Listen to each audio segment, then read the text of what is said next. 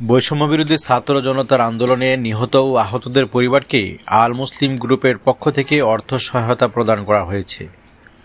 মঙ্গলবার বেলা 11টার দিকে আল মুসলিম গ্রুপের কনফারেন্স রুমে বৈষম্যবিরোধী ছাত্র জনতার আন্দোলনে নিহতদের পরিবারকে 50,000 ও আহতদের পরিবারকে 25,000 টাকা করে মোট 16 লক্ষ টাকার অর্থ সহায়তা তুলে দেন আল মুসলিম গ্রুপের ব্যবস্থাপনা পরিচালক ও সিরাজদিখান উপজেলা বিএনপির সভাপতি শেখ মোহাম্মদ আবদুল্লাহ।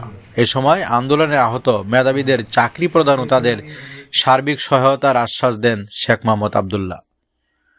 পরে আল মুসলিম গ্রুপের কর্মকর্তা কর্মচারীদের পক্ষ থেকে আন্দোলনের শহীদের রুহের মাগফিরাত কামনা ও আহতদের সুস্থতা কামনা সহ নিহতদের পরিবারের সদস্যদের প্রতি সমবেদনা জ্ঞাপন করা হয়। এ সময় অতিথি হিসাবে উপস্থিত ছিলেন জাহাঙ্গীরনগর বিশ্ববিদ্যালয়ের পরিবেশ বিজ্ঞান বিভাগের প্রফেসর জামাল উদ্দিন, ফার্মেসি বিভাগের প্রফেসর মাসুম শাহরিয়ার, প্রফেসর শারমিন আক্তার শিমু, জাহাঙ্গীরনগর বিশ্ববিদ্যালয়ের ছাত্র সমন্বয়ক অর্ণব ইমন, সাভারে ট্যাঙ্কে গুলিবিদ্ধ শহীদ ইমনের বাবা, আল মুসলিম গ্রুপের পরিচালক বিন্দু, প্রশাসন প্রোডাকশন বিভাগের জিএম, বৈষম্য বিরোধী আন্দোলনের শহীদের পিতামাতা, আহত ছাত্র জনতা সহ তাদের পরিবারবর্গ।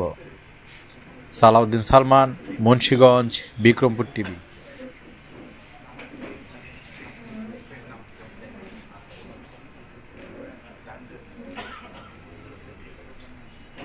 যে ছড়াগুলি যেটা আমাদের ইউনিভার্সিটি একটা ছেলের আছে 90টা ছড়াগুলি লাগে, এখানে এগুলি অপারেশন করে বাইরে করা যাবে না, কিছু কিছু একই অবস্থা।